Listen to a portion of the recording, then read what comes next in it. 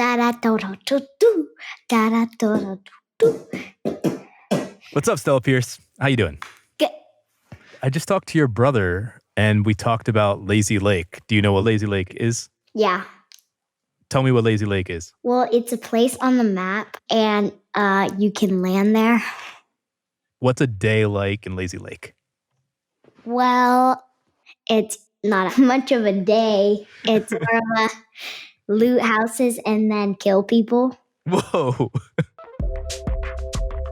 So, no, this adorable child is not looting and killing. She's just hanging out in a place in a video game. I'm Salim Reshamwala, and from TED, this is Far Flung. Shout out to Marriott Hotels for sponsoring this episode. And today we are going to leave the physical world behind for the virtual, because there's something really obvious that we haven't talked about much, and that's that 2020 is a weird time to make a travel show. Travel is really tricky right now, and a lot of people are spending a lot more time in virtual places. Hey, how'd they do? That was really... So I checked in with my friend Pierce to ask about his kid's virtual life. And he told me the whole family have been spending a lot more time in Lazy Lake, the main city in the video game Fortnite, which is this very social survival game where 100 players battle till only one stands. Hunger Games style. Cool. Is there anything else you'd want people to know about Fortnite? Fortnite. Yeah, I mean, I think it's amazing to me as a parent now having to basically homeschool our kids and figure out how to bring some sense of normalcy and stability. And, you know, prior to COVID, the line that you'd hear is like limit screens, and kids have screens all the time. If it's not the iPad, it's the phone or the television. And we've actually found refuge in Fortnite, being able, for example, to grant them some level of regular communication with their friends, because they're all Fortnite players. It's just kids hanging out, just like they would in a physical place. They meet up, see new things, create memories, and that can really make some games feel like their own places. But because they're virtual, they're obviously places you can travel to separate from your body and your physical location. And that can be freeing.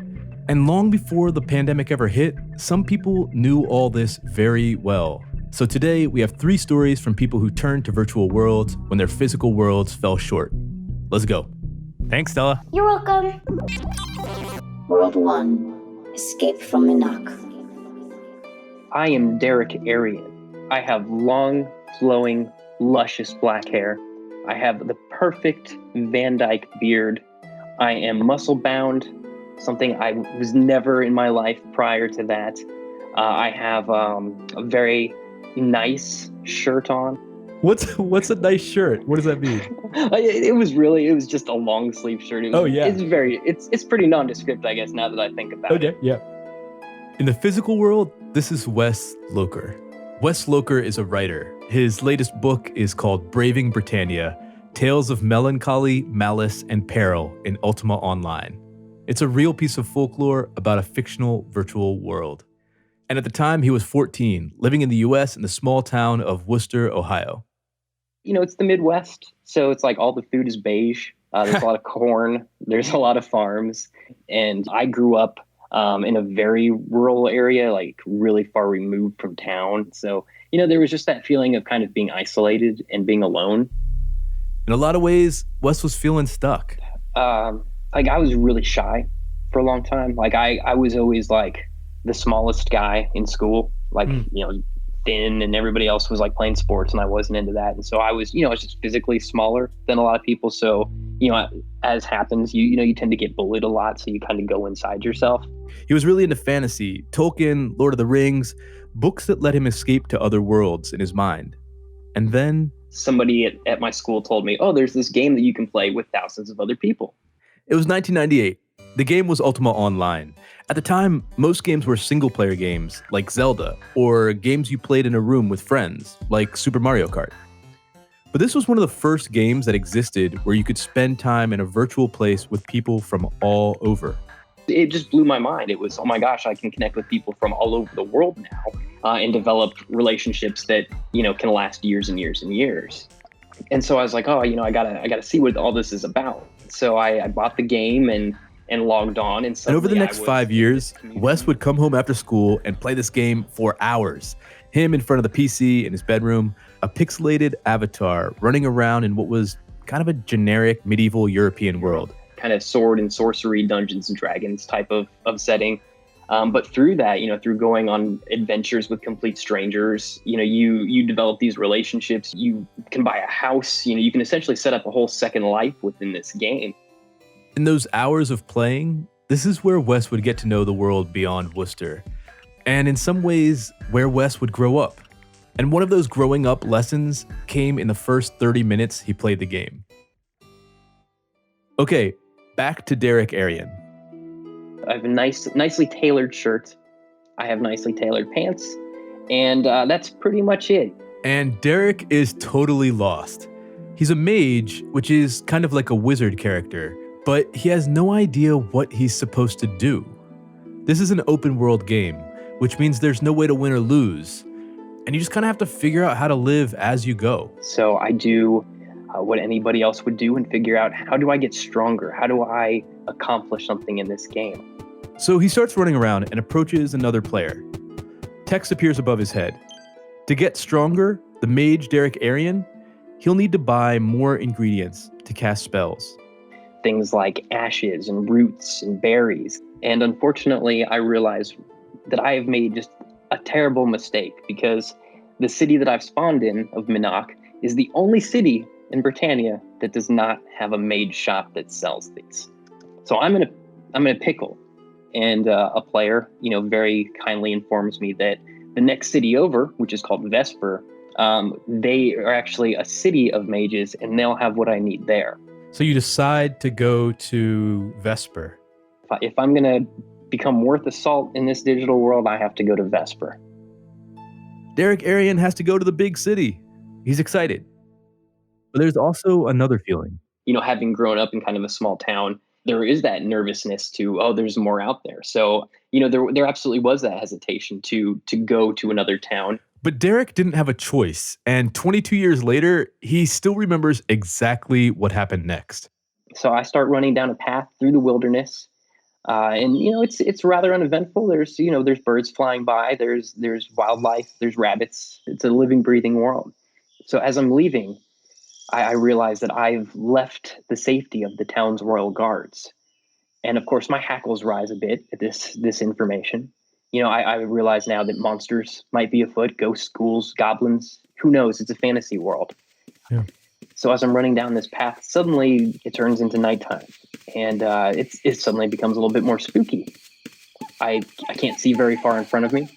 I don't really know where I'm going, so there's the fear that I could get lost. I hear owls hooting.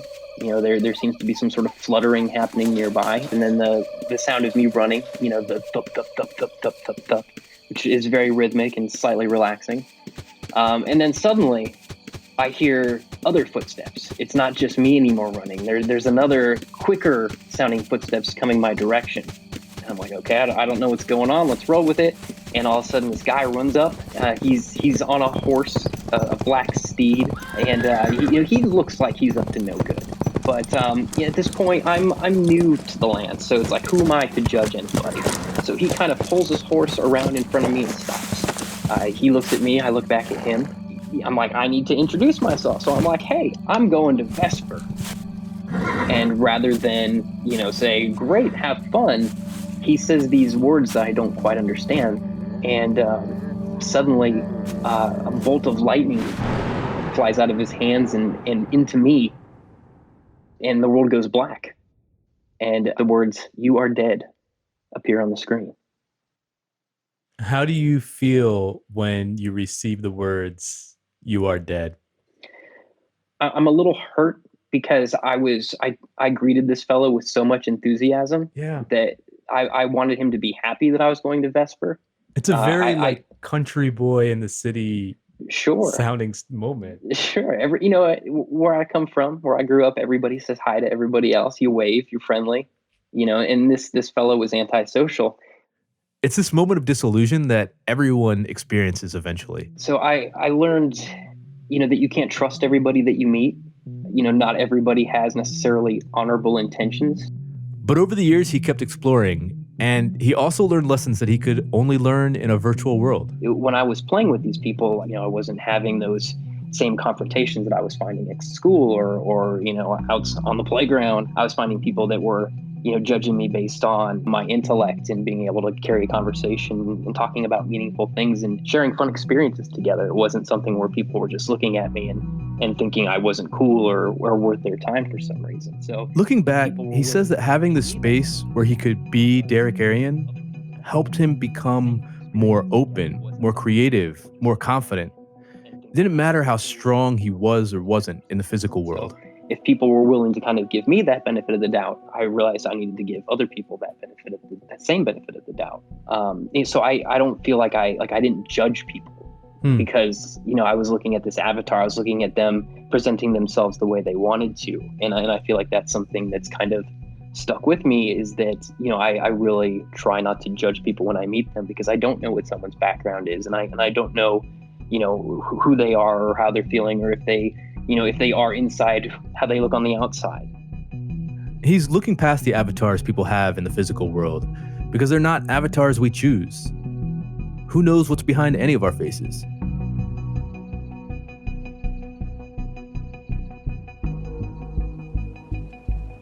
Okay, now a quick break before we head to the dangers of the open ocean.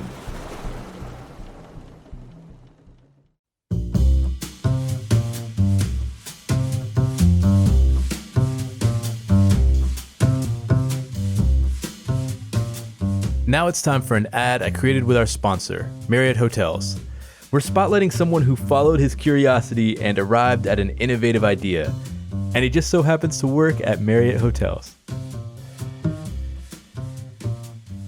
Matthew Sanchez is a chef and Marriott Hotels' first official beekeeper. Being a beekeeper at this point has revealed a lot to me about what we can do to make this world a better place and which direction we can move towards, and it's been really great.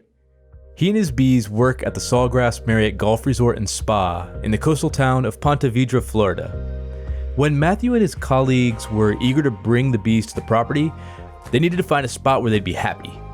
Matthew found an unused piece of land on the resort, but it wasn't exactly bee-friendly. So he and his colleagues decided to make a microfarm. That's a community of plants that includes both food crops and native plants. There were a lot of these invasive quick-growing trees everywhere. And so the first thing that we had to grow is the soil. We've actually taken all the food scraps from all the restaurants. So this composting program, everything from the coffee grounds and things like that is going back into the earth.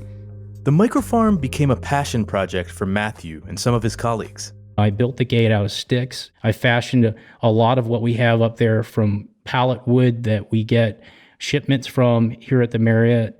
It's all been done by myself and others here that have pitched in with the work. The bees are very happy in their sweet resort digs. Now, all of the bees are producing for us approximately 55 gallons of honey a year on property. So everything is hyper-local. It goes right back into craft cocktails, and even our spa has premium services that they offer with honey. And we have a honey harvest, and some people really love that part. Matthew and his bees do a lot more than make honey. They also help with pollination for miles around, and they're a gauge for what's happening in the local environment.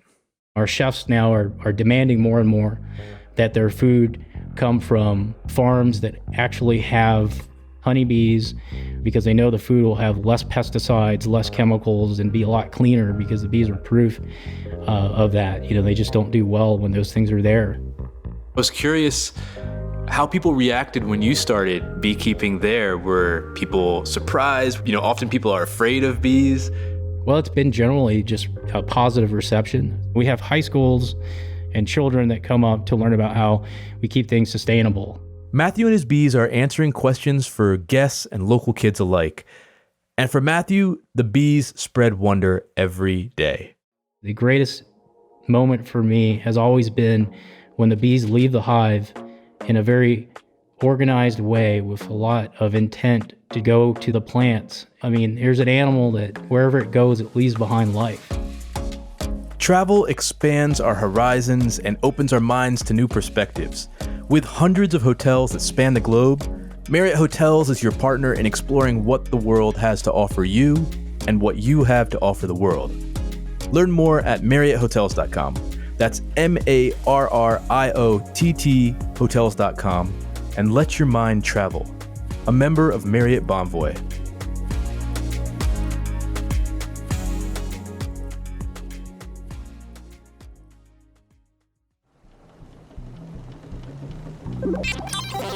World 2, A Sea of Thieves.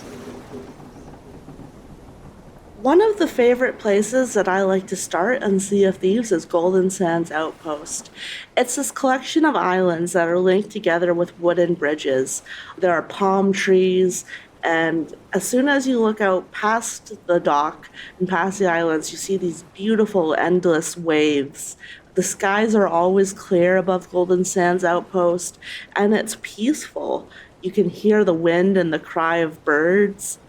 This is Cass Marshall, a writer for the video game website Polygon, and she is standing on an island in Sea of Thieves, a very vivid game environment. The ocean swells and ripples, the ship creaks when you hoist its sails, and it's really, really goofy. It's an environment that kind of feels like you're in Pirates of the Caribbean, but if it was made by Stella and her friends. And like Ultima Online, it's an open world. You just drop in and start to interact. As a crew playing alongside friends, you can go find gold, attack other pirates, or just sit on deck playing the hurdy-gurdy. I actually just looked up what a hurdy-gurdy is. It's like a weird fat fiddle thing you can play in the game. Anyway, the ultimate goal is to make yourself look amazing. Pirates only want to get gold so that they can trade that gold for cosmetic upgrades, like a beautiful new dress or a cool set of sails for their ship. When you do get gold, you do not want the attention of another ship, because you don't want another ship to try and take your gold. But Cass plays a little different. Cass recently discovered an in-game trumpet that allows you to project your voice across the ocean and into other ships in the game. And something I picked up was just shouting the word, hello?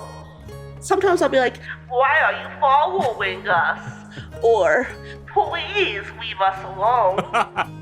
Yeah, the character that Cass plays in Sea of Thieves is kind of annoying. There's this other thing Cass likes to do, especially when she plays with her friends Matt and Jake. Here's Matt. So in Sea of Thieves, there's a method for dealing with what would happen if a crew member is left behind, right? So if you're ashore and your ship leaves without you, the game just doesn't leave you marooned forever. In real life, if your friends forget you at a party, you might just be stuck at a stranger's house. In Sea of Thieves, if you get left on shore, it's not like that. A glowing mermaid will pop up in the sea nearby. You can swim out to it. You interact with the mermaid. And you're teleported back to your ship, which is a nice way of dealing with it. However, because of the existence of this game mechanic, Cass does not feel it is especially necessary to do a head check to make sure everyone's on the ship before she leaves port consistently. She has herself coined the phrase that she tries to get to catch on of catch a merm. Catch a merm, yeah. And we keep telling her, stop trying to make catch a merm happen. It's not going to happen. How does Cass use catch a merm? In the phrase of, if Cass, you've left me ashore, you're sailing away. And she'll laugh and say, catch a merm. There's little regard for traditional concepts of winning. No, zero, none. Yeah. Her victory is her victory. And it's defined by the boundaries that she places. Yeah. What this might sound like is trolling. Would you ever use the word trolling for what you're doing? Trolling is a way to put it. For us, the jokes are very much made with love. What the three of them are doing is actually the opposite of trolling. Matt and Jake and Cass, they're all very close. And Matt says when they mess around in virtual worlds, they sign on with an unspoken agreement. If there was somebody in our social circle who was getting really angry about our general buffoonery and hijinks, we would consider that in and of itself a problem to solve. Because everyone should be laughing. No one should be being laughed at unless they're laughing too, right? Otherwise it's mean-spirited. They could just go, hey, could you stop? And that's all it takes. And that safety net allows us to be larger than life in our personalities around each other. The games are a playground, and this arrangement, it lets them be the most playful versions of themselves. It's all just very silly. So I love this whole obsession with silliness, and I want to leap into a little of like why you think that you do this, why you think you enjoy this so much. Tell me, what was it like for you growing up? Yeah, absolutely. I was the youngest of 4 and the only girl. And growing up, my oldest brother was sick with leukemia, which was very serious. And at the time, I was too young to really understand it. But it did mean a lot of stays at Sick Kids in Toronto. And while Sick Kids was obviously equipped to deal with children and their siblings, it was also a hospital. And so I was told a lot, just settle down, simmer down, oh, people are going to overhear you. I was occasionally a loud child, especially because I was on the spectrum and I wasn't diagnosed until I was an adult. So there were definitely times where I would yell, shout, jump around, just be enthusiastic in a way a child was. And there weren't a lot of big incidents. It was just kind of a ongoing, repetitive thing until the point where it was just something I had internalized. And I took a lot of pride out of being quite quiet and keeping to myself. What was high school like for you? Going to high school was a little rough for me. I was, awkward. I was bullied, which didn't help matters. And so in high school, I kind of, again, became quiet. I didn't reach out to other people as much. And that was something I had to learn sort of how to undo. And video games really helped with that. Cass started playing a game called World of Warcraft. Like Wes, that time spent socializing in a world where she wasn't held back by a body. She says it helped her become more confident and social. And then she met Matt when she was 18 on an internet forum. And we started talking through things like AIM, AOL Instant Messenger. As we grew closer, it became natural for us to sort of play games together. He introduced her to Jake a few years later, and all 3 of them started playing together. And something that we also shared that I have with both Matt and Jake is they're older brothers and I'm a little sister. And we kind of fell into that dynamic around each other where they kind of dunked on me or teased me in gentle ways, but ways that sort of set up that dynamic of a little bit of loving antagonism. And over time, they developed a particular closeness that no longer just felt like video game pals. Cass and the brothers started calling each other their family of choice. And though they've now met in real life, a lot of their family story comes from these little moments of play in virtual worlds. I think when it comes to family of choice as opposed to friends, there's kind of a vulnerability. There's the ability for me to be vulnerable around them. And I know that sounds odd because I've been talking about how much I torture them. But for me, being able to do that, being able to express that side of myself is something that I can't do with just anyone. It's the sort of thing where leaving my comfort zone and being myself, even when it's obnoxious or annoying around them, it's a very vulnerable, personal thing. And I just feel like family is the best way to describe the feeling of safety I have during it. Playing with Jake and Matt, that sense of safety helped Cass try on different ways of being. Right now, it's interesting because as I get older, I'm finding I don't necessarily feel like I'm a cis woman. I feel like I'm somewhere on the non-binary spectrum, but I still have that socialization. And so I think being able to break out of that socialization and being encouraged to break out of that socialization, to be less of a polite, helpful person in that way, helped me sort of explore my identity. So having people in my life who encouraged me to be loud, to be chaotic, or to sort of not limit myself in that way led to other sort of discoveries and growth on my part. It can be tempting to see the physical and the virtual world as completely separate, to see one as an escape from the other. But Cass is Cass when she's playing, and she's still Cass when she turns the game off. In reality, the barrier between the virtual world and the physical world is barely there. Yeah, I think 16-year-old Cass would be very impressed with almost 30-year-old Cass, and I think a lot of that does come down to sort of gaming and the relationships I've formed through it.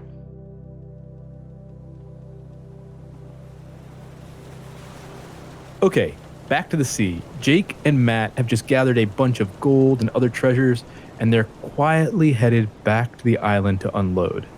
But Cass has other plans. So we pull into port, we drop anchor, and in the distance, I see a set of sails.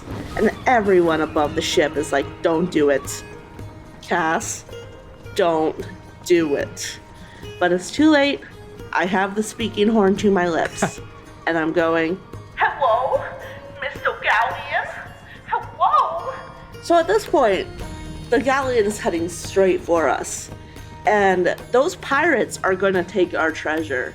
And we fled. We would sneak aboard their ship and drop their anchor, or they would hit us with cannonballs, knocking holes in our hull and forcing us to board it up. We eventually managed to lose them by sailing through fog and navigating through the treacherous rocks of Shipwreck Bay, but it was close. Cass started a completely unnecessary 40-minute chase that almost made them lose everything they had just fought for. In Sea of Thieves, there is a system to deal with naughty crewmates, and it is called the brig system. If someone is doing and acting a certain way, you can vote not to boot them from the game, but to forcefully imprison them in the brig in the middle of the ship. It is a cage that is about 2 feet by 2 feet, so there's barely enough room to move. And three of us decided she needs to sit down for a second. And at the same time we brigged her, I had just been happening to slamming back the liquor. And as I was crawling up on the ship, my character started to profuse vomit, violently. So, to be clear, yes, his character is drunk and throwing up. What I found myself doing was throwing up in this bucket and then running downstairs and throwing it on Cass while she was in the brig. That was then when he started all chugging down grog as fast as possible to join in. And they could throw up through the bars, so they were able to just spatter me with wave after wave of vomit as I yelled at them. And they just yelled back, saying, "This is what you get. This is the price of a hello."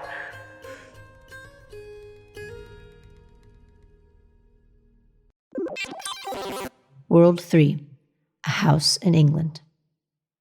And now, a shift. This last story is about a guy who builds his own virtual world.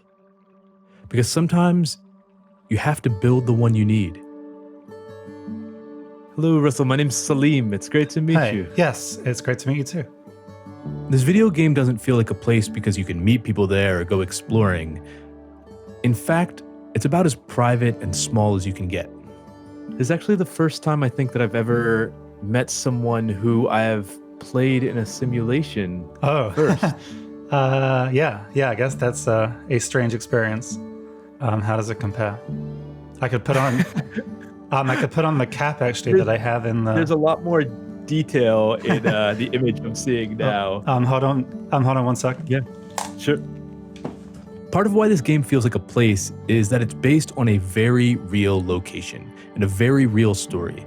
And that is the story of the worst year of Russell's life. This, after all, is an episode about using video games to experiment with ways of being human. And nothing is more human than grief. Oh, there you go. Yeah.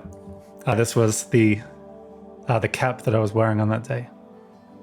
That day was in April of 2017 in Los Angeles. Russell Quinn and his mom, Linda, went on a short hike up to Griffith Park Observatory.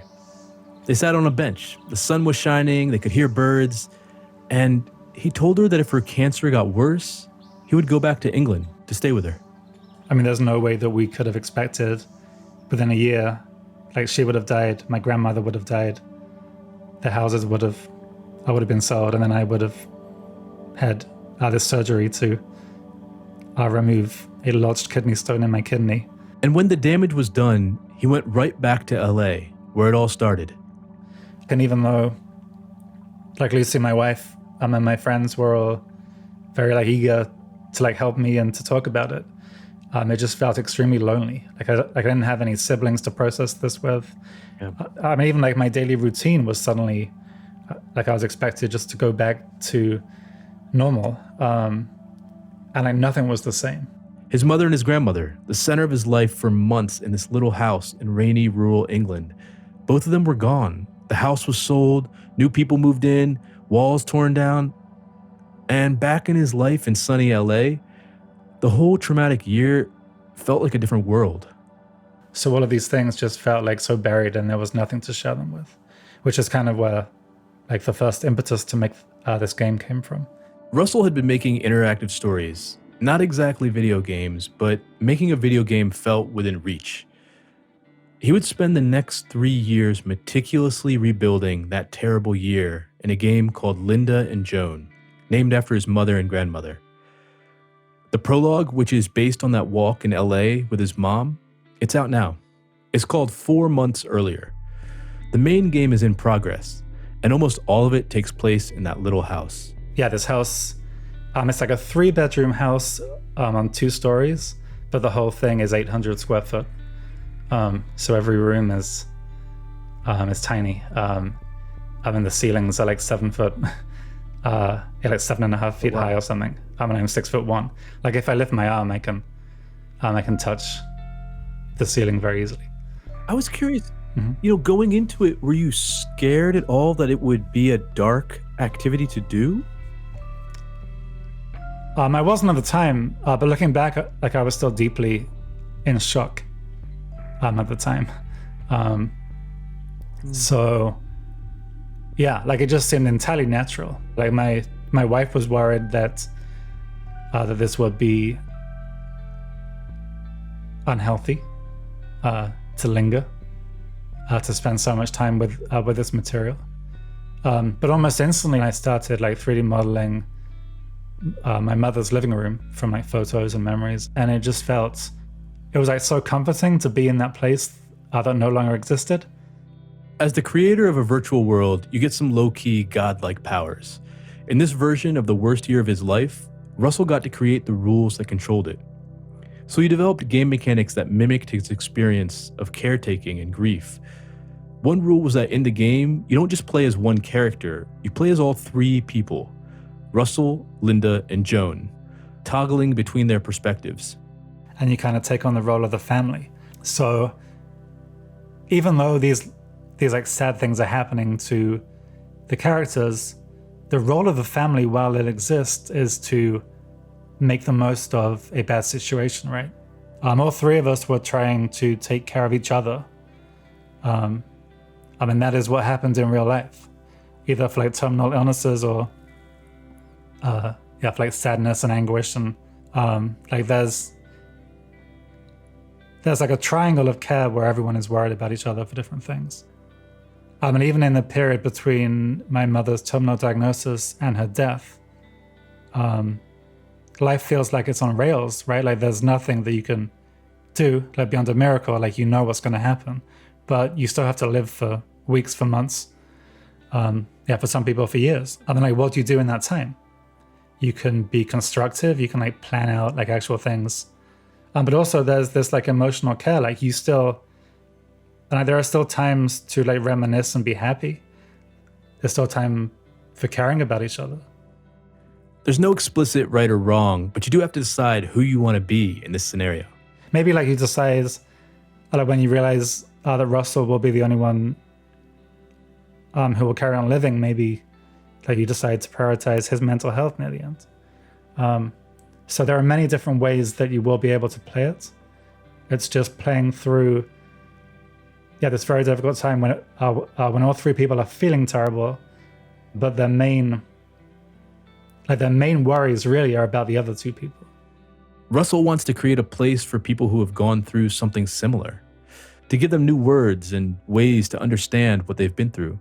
Even if you haven't like directly thought about it, like it's things that are that linger in the back of everyone's minds, right? Like a very healthy parent might like fall over one day, and then like suddenly you realize for the first time that that these types of things are going to happen, and you're going to have to deal with them more and more.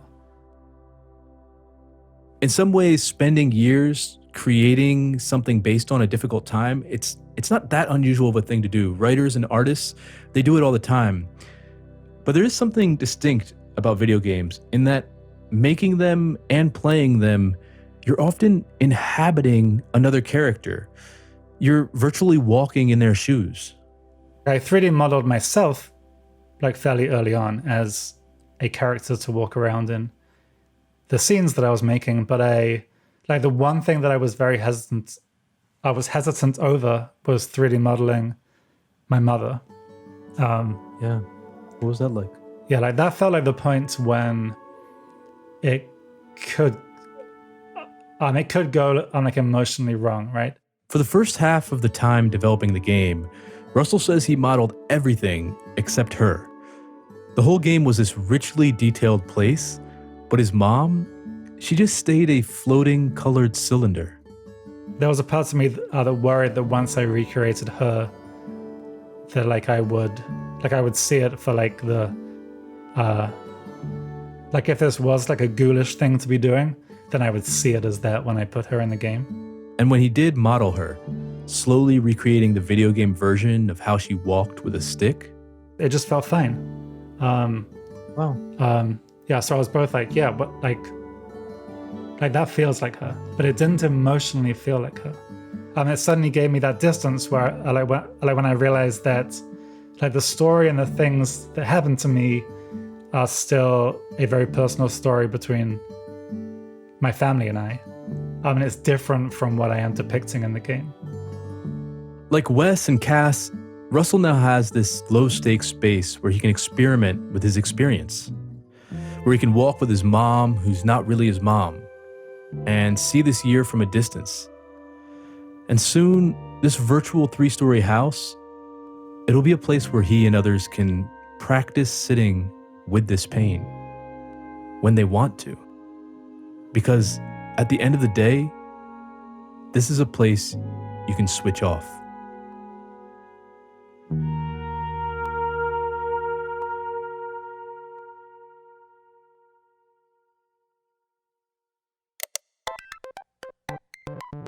Far Flung with Salim Rashamwala is produced by Jesse Baker and Eric Newsom of Magnificent Noise for TED. This episode was produced by Kim Naderfane Peterson, along with Elise Blenner-Hassett, Huete Gitana, Sabrina Farhi, Angela Chang, and Michelle Quint, with the guidance of Roxanne Highlash and Colin Helms.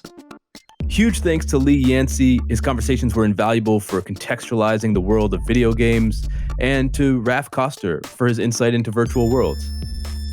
All that cool, glitchy, video gamey music in this episode was created by musician Phil Cook.